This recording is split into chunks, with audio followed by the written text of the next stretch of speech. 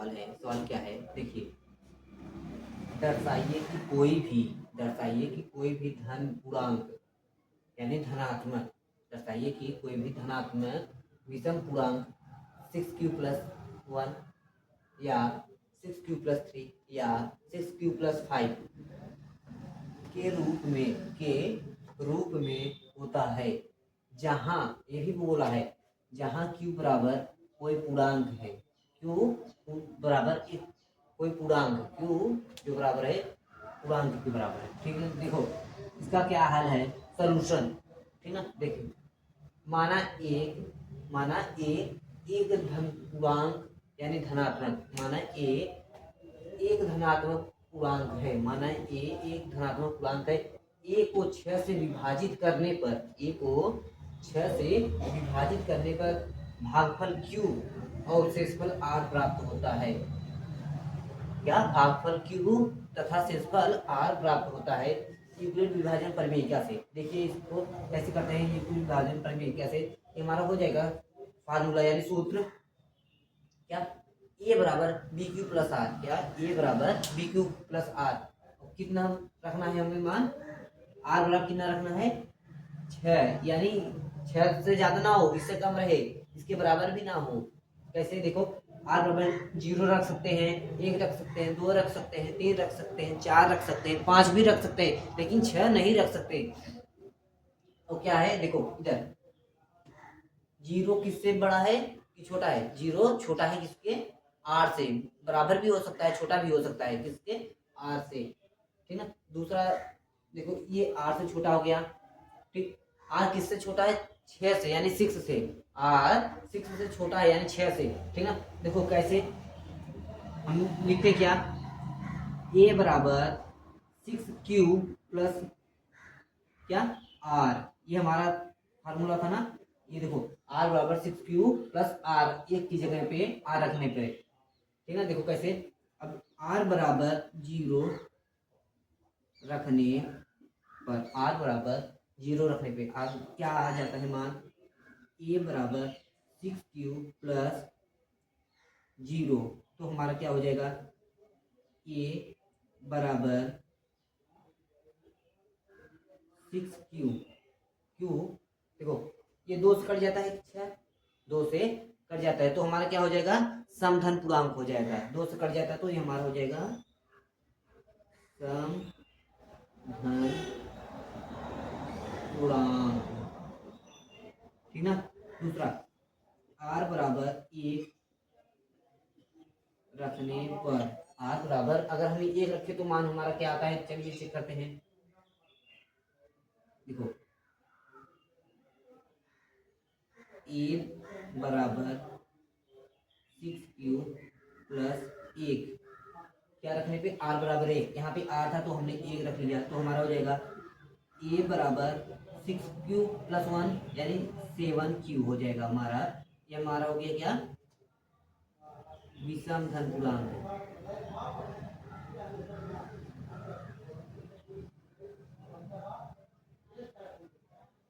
हमारा जुड़ जाएगा ना, प्लस है तो जुड़ जाएगा। देखो ठीक, ये होगा, क्या होगा, देखो पहला आंसर ये हमारा है, दूसरा आंसर ये है, अब तीसरा चलो देखते हैं। r बराबर 2 रखने पे, 2 रखने पर, तो हो जाएगा a बराबर 6q प्लस 2, तो हो जाएगा a बराबर 6q, ये ऐड हो जाएगा इसमें 6q प्लस 2 यानी 8q। ठीक ना, यानी 8 8 क्या हो जाएगा, ये हमारा समधन पूर्णांक, समधन पूर्णांक। ठीक ना, अब r बराबर क्या 3 रखने पर, r बराबर हम लोग रख के देख लेते हैं क्या माना था, समधन पूर्णांक आता है कि विषम धन पूर्णांक आता है, ये चेक कर लेते हैं। a बराबर क्या हो जाएगा 6q प्लस 3, a बराबर 6q प्लस 3 यानी 9q हो जाएगा, यानी 9q, ये तो कट जा रहा है, जो नहीं करता उसी को विषम धन पूर्णांक बोलते हैं। ये तो कट जा रहा है, कैसे देखो, वह संख्या जो 2 से क्या हो भाज्य हो यानी कट जाए उसको समधन पूर्णांक बोलते हैं।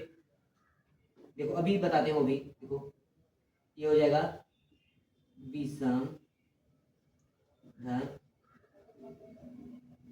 पूर्णांक। देखो ये तो कट जा रहा है, यहाँ पे लिखना पड़ेगा। देखो यहाँ पे देखो, वह संख्या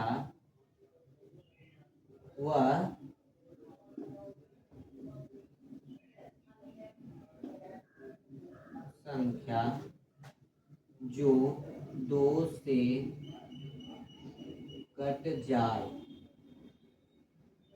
उसको हम लोग बोलते हैं क्या, समधन पूर्णांक। और जो 2 से ना कटेगा उसको हम लोग विषम धन पूर्णांक बोलते हैं, ठीक ना।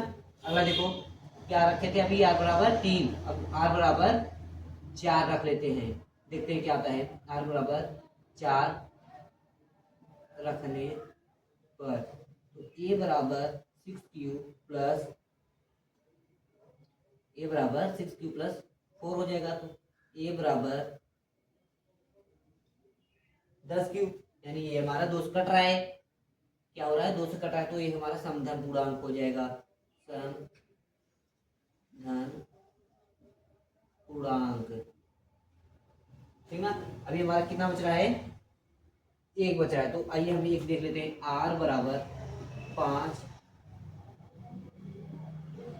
रखने पर तो a बराबर 6q प्लस क्या 5, तो a बराबर 6 5 11, 11q, 11 2 से कट रहा है, नहीं कट रहा है, 11 से ही कटेगा, तो ये हमारा हो जाएगा विषम धन पूर्णांक, विषम धन पूर्णांक। यहाँ तक समझ में आया। देखो ये हमारा एक आंसर है, एक आंसर देखो यहाँ पे है, एक आंसर इसके ऊपर है, एक आंसर देखो यहाँ पे है, एक आंसर है, कितने आंसर है देखो 1 2 3 4 5 6 आंसर होना चाहिए, 1 2 3 4 5 6 हुआ हमारा, समझ में आया।